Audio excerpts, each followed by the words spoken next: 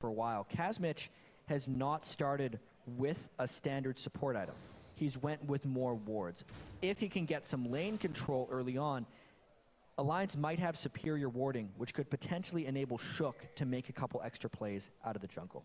Already the axes being thrown, the spears going through, but nobody really landing. And going off yesterday's matches in the promotion series where Copenhagen Wolves versus Mio Makers, the invades were coming, but they weren't engaging with each other. And in this game, yeah, if they ran into each other at level 1, we could see some action, but these aren't teams that are built for level 1. These guys are just kind of waiting out the early game, and I really want to see how the team compositions and laning phases actually take shape, because we have to mention, again, Dignitas got pretty much exactly what they wanted. The only thing I could really see is, obviously, Alliance's bans were kind of haphazardly thrown around. They banned out one of Cruiser's champions in Dr. Mundo. They banned out one of Scar's champions in Kha'Zix, and one of Kiwi Kid's champions with Annie. But everyone on Dignitas goes more than one deep. They didn't really target anyone with these, and I think Dignitas is going to be incredibly comfortable here. And there's also a bit of a different start coming out from Kazmich here. He hasn't gone with the coin, which a lot of supports pretty much rely on these days. We definitely have to see, since we have the 2v2 matchup already taking shape, where that plays out. Another thing with the Zilean support, it's like, if that comes in, importantly, how is he going to have gold in later game? How long is it going to take him to get that ancient coin? We will see, of course. Don't forget, he'll be giving experience to the rest of the team as well. Yeah, and that's actually the key part why a lot of people play Zilean. And Shook isn't actually going for it right now, but there's a thing you can do with Zilean support. If your jungler takes one experience quint, does the blue buff, and then the red buff straight, he gets level 3, just like in Season 3. It's something you can't do on the 2014 season.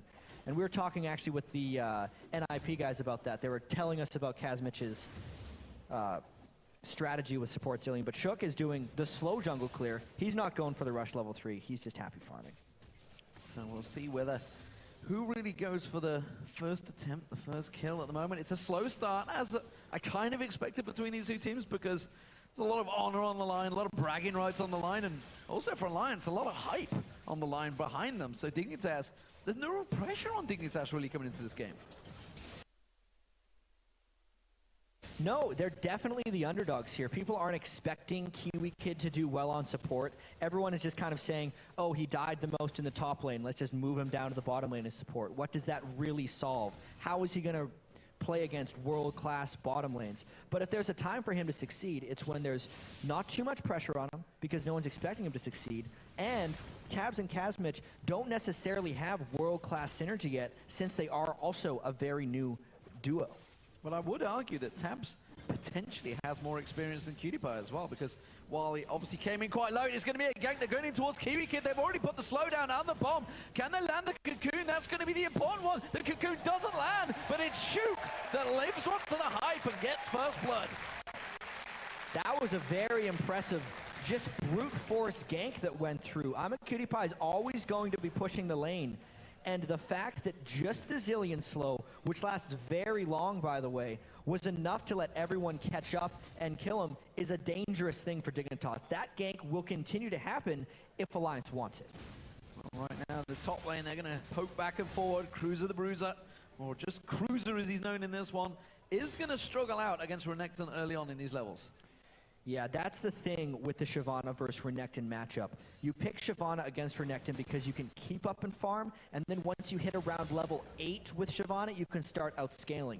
That was one of the things that happened yesterday when we saw the Renekton versus Shyvana matchup. We saw Shyvana try and fight Renekton early, and Renekton pushed him back because he has more sustain early. So Wicked should have the upper hand in this lane for a little while yet. Oh, Cruiser has support from Crumbs coming around.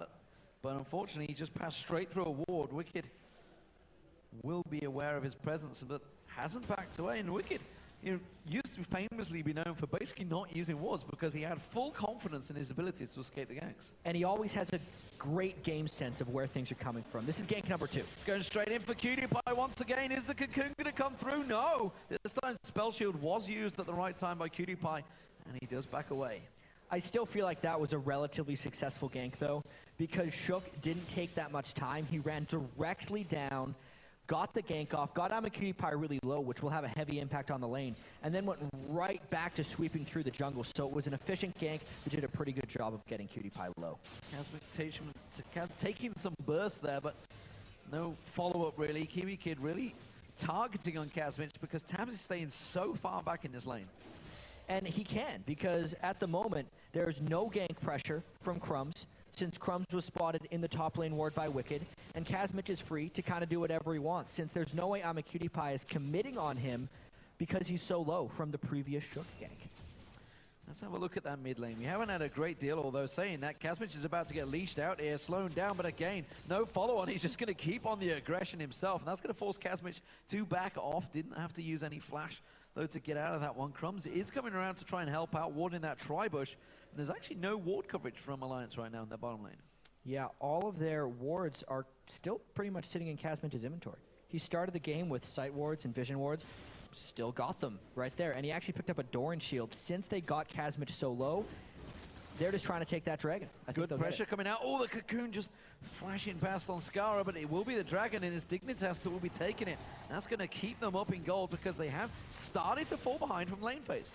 And keep in mind, on the 2014 season, the dragon very early on in the game is worth a little bit less. You can see that was only 125 gold per Dignitas team member, and they're still down in gold in the game despite picking up that objective.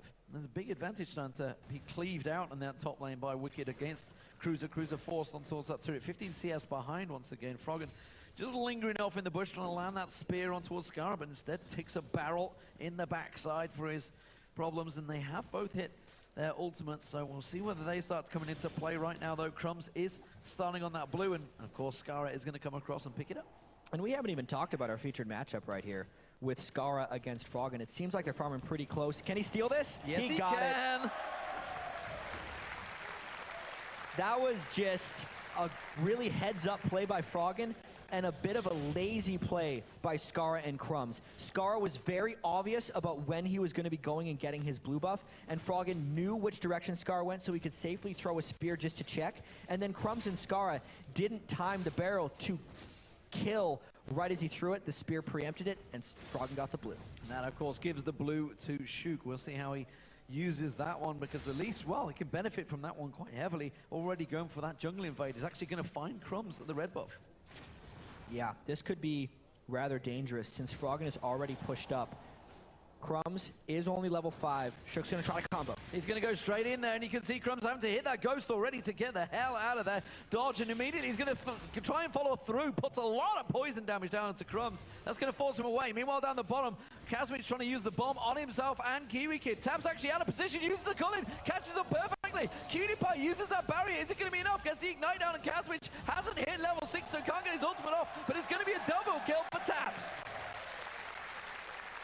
You could see that Dignitas got caught in a bad place right there as KiwiKid and AmaCutiePie were just getting hit one after the other by either bombs or tabs. Yes, they got Kazmich, but that doesn't matter right there. A double kill onto tabs is going to do huge things for them in that matchup. Just caught out of position, going too aggressive, and the culling was just perfectly lined up for them. They had to use their flashes to get out of it. So inhibitor spells, summoner spells burned out as well. Double buffs coming in towards this mid lane. Shook and Froggen trying to get on towards that tower, and that tower is actually taking a good bit of damage. Yeah, the early game right now from Alliance has been absolutely dominating. It doesn't seem like the AmaCutiePie and KiwiKid Karma Sivir lane is working out all that well. When they were pushed up, they got ganked. When they tried to make a play, they got double killed, and they're running out of options in that bottom lane. Well, we see the actual Ruby Crystal coming out from Tabs after that BF sword, so he went back and got himself a little bit more health, wants to keep himself a little bit more damaging, and of course the cocoon coming in towards Skara. Actually, Shook going heavy on this one. The spear's landing. That's going to force Skara to back away. Shook has had a much higher presence in this game so far when compared to Crumbs. You can just see all of Shook's ganks have had an impact so far, whether it's getting someone low or getting the kill, and he's been able to control the jungle with the help of Froggen. Spears from Froggen continue to land. Crumbs is forced to back away this time, and you can see the dominance they've had, and now they're rotating around. They could push the bottom, and that's got to be a careful, worrying sign, but instead, they've got free reign in this middle. And this is a smart call because they know that both Dignitas' jungler and mid laner, Skara and Crumbs, had to go back. May as well get as much damage on the second interior tower because everyone else on Dignitas is accounted for. This is a no-risk push. That's a hell of a lot of damage gone down as well. A good 3/4 of the health stripped off that inner turret. Meanwhile, Wicked farming between the turrets in this top lane, and you can see 100 CS to 69. Cruiser is not having a fun time up there right now. Well, Cruiser has hit that level 9 point. He needs to find a window to go aggressive, but he just doesn't have that right now. Skara having to dash away from this one. They're not going to land the cocoon. He will be able to back off of that one. Meanwhile, the gank down the bottom. He does manage to land the Culling, but his Kazmich is going to get caught out. Has got his ultimate available, pops it, and he's within tower range, which means Dignitas, they can't follow through in this one. They managed to land the axes, but he's safe.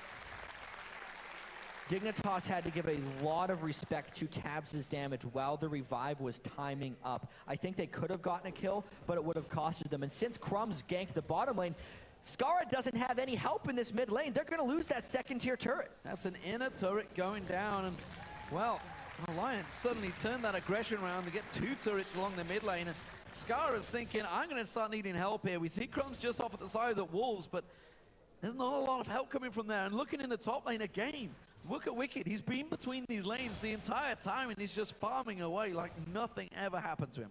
Alliance is winning every facet of the game right now. They gave one dragon away, but it was early on in the game, and it's because they were just so handily winning all of their other lanes. Unless Dignitas does something drastic here, Alliance is just outplaying them.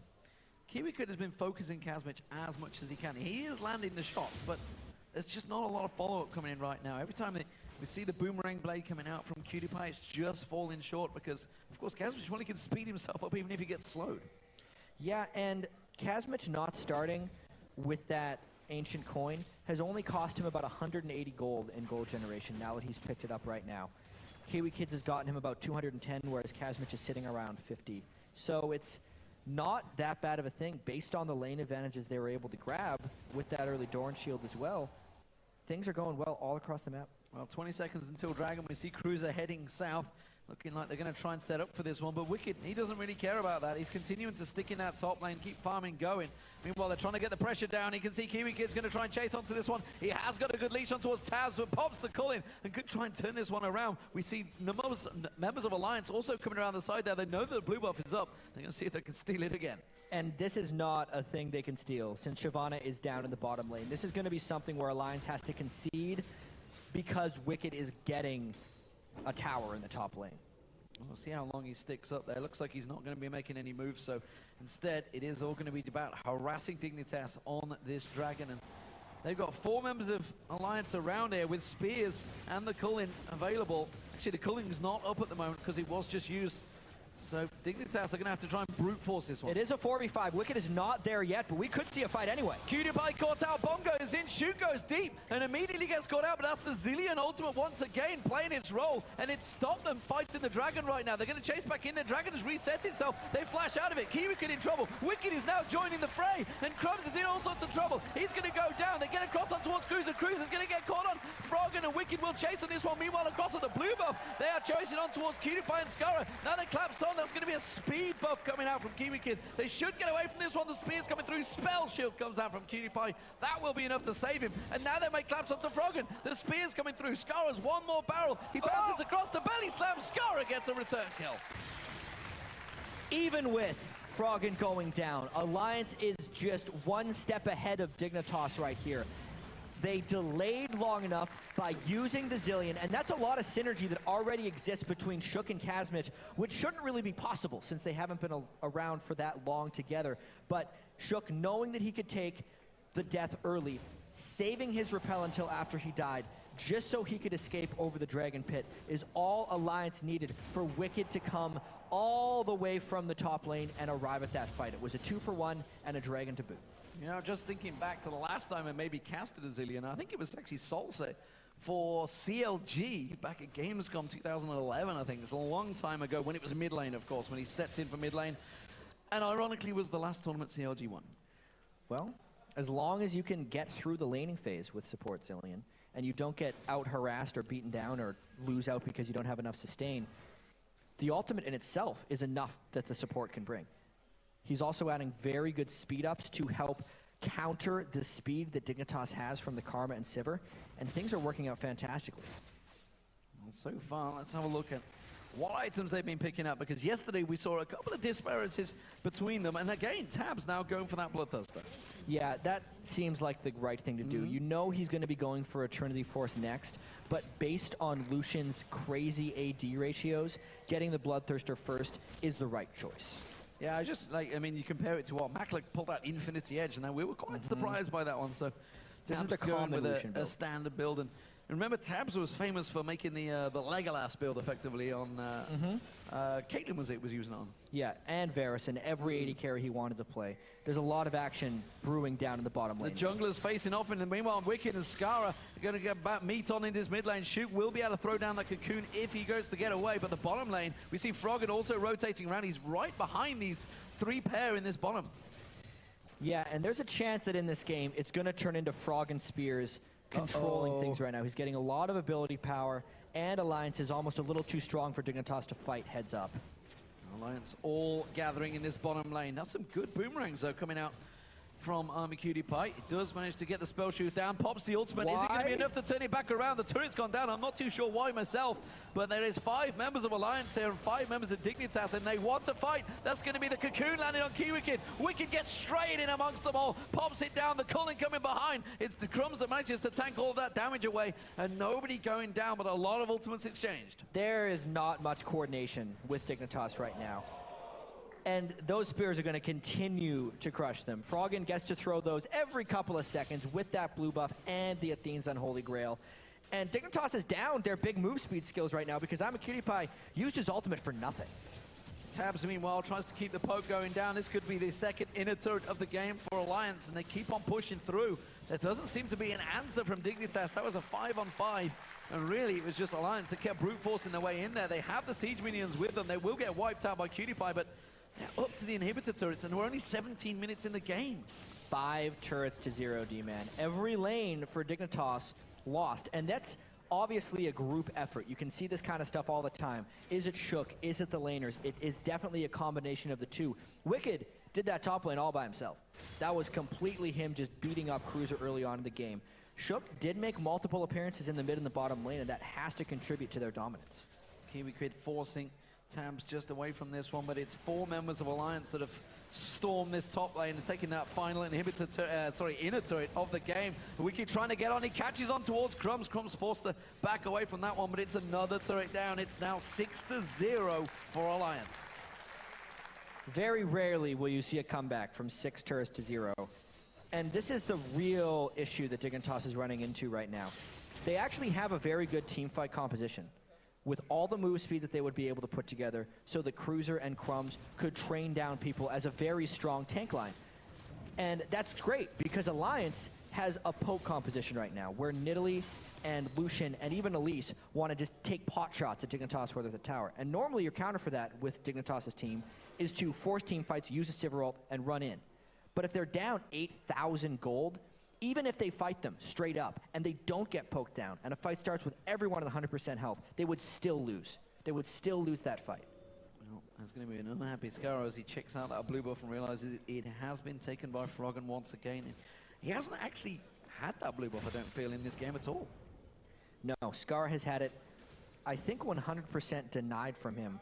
No, he may have gotten one right before the fight where they got wiped out when Wicked rolled down from the top lane. Even so, Froggen and Shook have been all over that. And it's not really a full fault at Skara, because once they lose those turrets, it becomes so difficult to control space in your own jungle. Well, it's just shy of an 8,000 gold lead right now for Alliance. Just 19 minutes gone into this game, and Alliance are starting to have that siege. They have the poke. This is what we were talking about at the start of the game. You have the culling from Towns. You have the spears from Froggen. And even, I guess you could say, that cocoon coming at you that you're going to have to dodge out of the way of, because if that catches you, generally you're going to die following it. And Scar's going to want to isolate someone on Alliance into the turret and blow the other guys back, and then hope that the Zillion ult isn't enough to save them. But when he gets taken that low by a couple Nidalee spears, he's not going to isolate anybody but himself. Well, when a fat guy stops to take a drink of alcohol, it's a pretty easy target, and that is exactly what Gragas is. Right now, though, the spears are coming through, and Froggen is actually pretty low on mana, so this siege is not going to hold out much longer. Yeah, he's only got about 2 spears left to throw.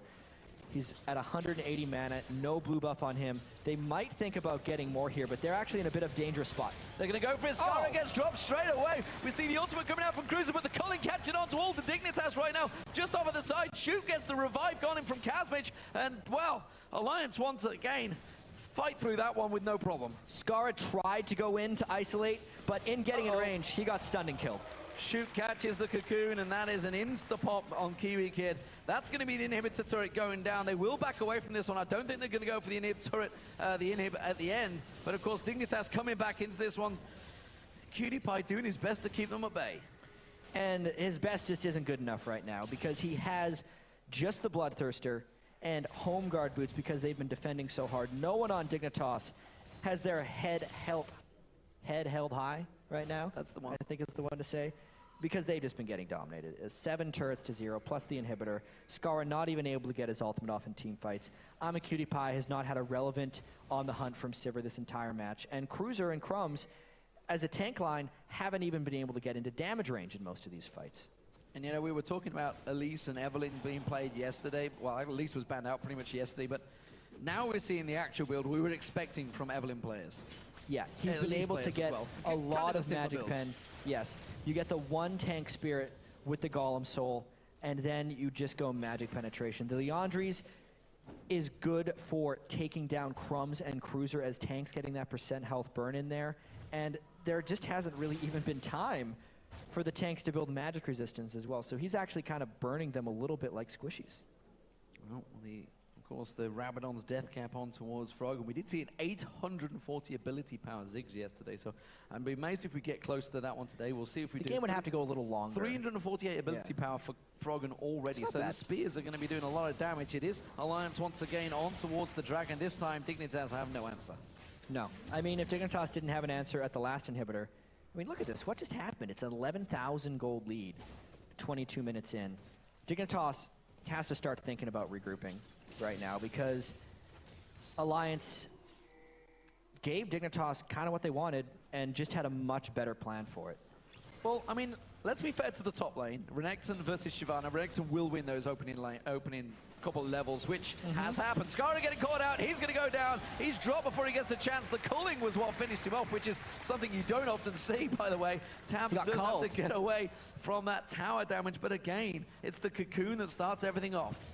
And the siege will continue. Wicked actually face-tanking that turret. They don't care. Wicked taking low, but of course, don't forget the revive from Kazmich is there if they need it. So at the moment, it is going to be another inhibitor turret going down. Finally, they are going to move on to the inhibitors this time. The middle one completely exposed as well, so they're just going to rotate around as soon as they take this one down. And Dignitas are going to be 2 inhibitors down and in dire, dire trouble. And only 23 minutes into the game. It's a total regroup right now. The confidence is through the roof at the point for Alliance. Dignitas is trying to chase through. They're not as fast as they can. I don't think they can finish off anybody. I don't think they can either. They slice and dice away from Wicked.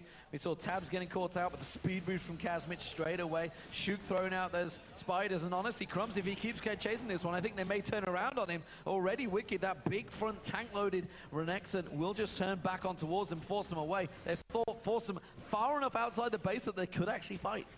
Yeah, I mean, they're trying to initiate if you're Dignitas, but I don't know if they can get anywhere close. Shook's just off at the side. He's waiting to try and land one of those cocoons. We see the ward coming down from Crumbs. He's actually passing straight by a ward. The cocoon will be thrown out, but he will not find its target.